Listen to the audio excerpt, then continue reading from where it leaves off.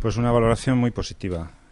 Yo creo que los pacientes están muy satisfechos y las farmacéuticas y farmacéuticos también con el funcionamiento de todo el proceso de receta electrónica. Fundamentalmente para las personas usuarias es la comodidad. Pero yo no me quisiera quedar solo en la comodidad, sino desde el punto de vista ya de la prestación farmacéutica hay una cuestión muy importante y es la seguridad, la fiabilidad que nos da este proceso de prescripción y dispensación electrónica. Bueno, en estos momentos en Vizcaya tenemos 24 farmacias con el piloto y el actual despliegue. Estamos en total en 50 farmacias en Euskadi. Estamos cubriendo aproximadamente 111.000 personas.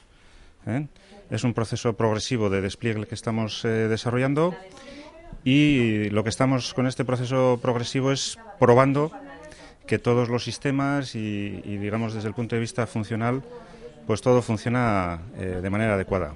Estamos ya con un siguiente despliegue ya planificado y en cuanto tengamos ya certeza de fechas lo comunicaremos.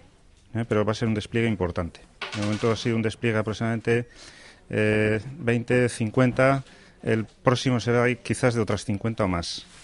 O sea, porque digamos que tenemos plena confianza en que los sistemas van a soportar un despliegue de estas características. Sí, en estos momentos estamos cubriendo, como os decía, aproximadamente 111.000 personas. Tenemos fijado como objetivo el 2013 para llegar al 100% y, si no fuese posible, a la mayoría de las poblaciones. Este es nuestro objetivo. Prozesua oso ondo doa, balorazio oso positiboa, oso pozik gaude, da ikus alde dezakezunez, bai farmazilariak, bai kontseilua bera, kolegioa, farmazilaren kolegioa eta gu ere.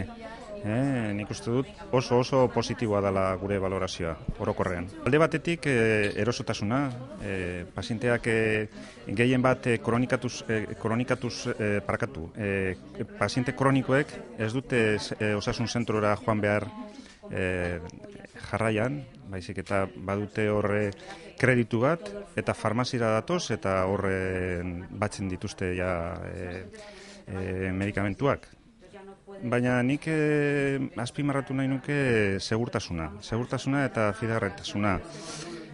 Uste dugu alde horretatik interakzio edo medikamentuekin dauden erlazionatuta arazoak askoz ere hobetzen dela gure babesa alde horretatik.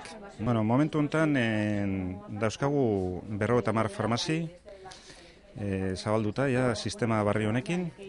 Egia esan, sistema baino nik esango nuke gestio eredu barri bat dela.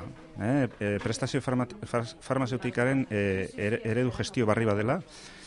Eta biztanleri aldetik 5% dago momentu honetan sistema honen barruan. Eta gure objetiboa da datorren urtarrilan, osea, aurtengo amaieran ia farmazi guztiak martxan egotea.